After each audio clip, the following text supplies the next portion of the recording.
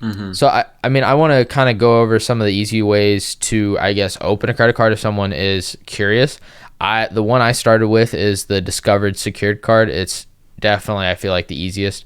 So it's one where for someone that doesn't have a credit history, um, basically you put in the money you put in at the start is what you get as a credit limit. So basically, you can put in $200, and then that's what your credit limit is.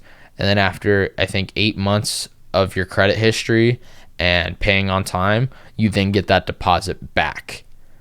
So that's basically like their way of making sure that they're not just loaning money out to anybody and getting screwed over, and it gets you started on making that. So like now I've had my secured card for over a year because I've had it through Discover.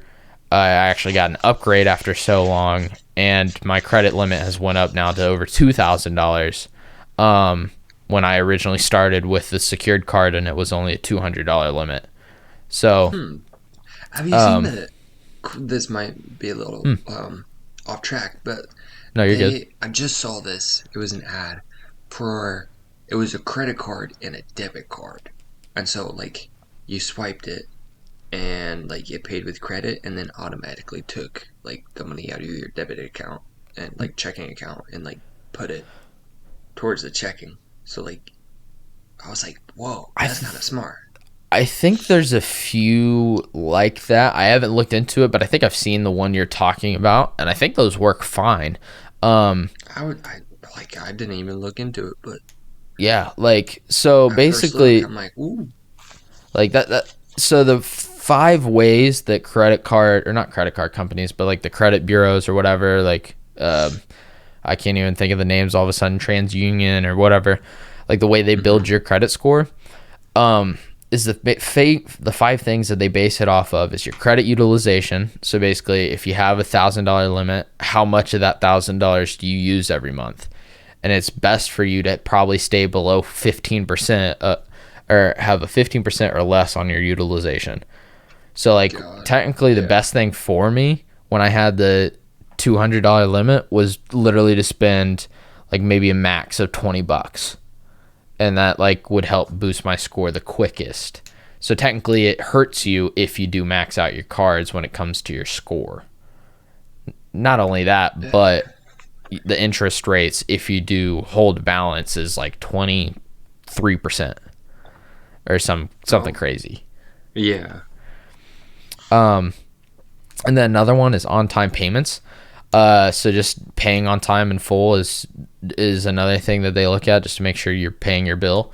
And technically, eventually, if you get to the point where you have multiple lines of credit and you make online payments that whole time, the ratio of everything goes up. So like instead of just having one line, one credit card, and let's say you miss 1 month out of the 12, that means your percent of like on-time payments is I don't know the percentage of 1 to 12. My brain is just shut off, but no, you're good. It's like midnight over there for you.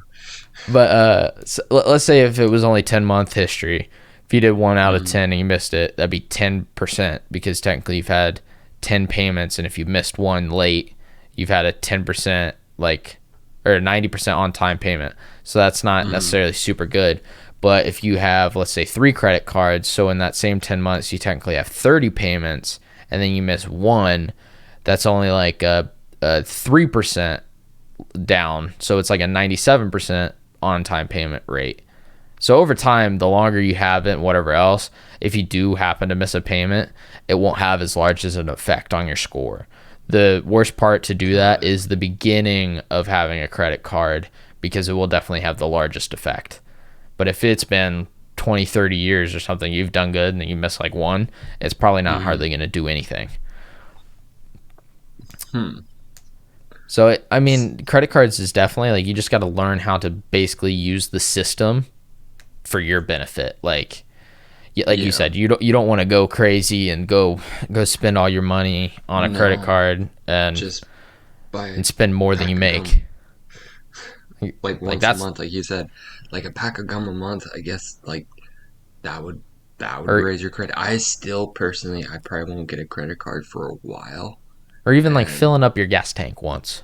Like, yeah, even that is just, yeah, it's definitely benefits, but there's also, you know, cons to it as well.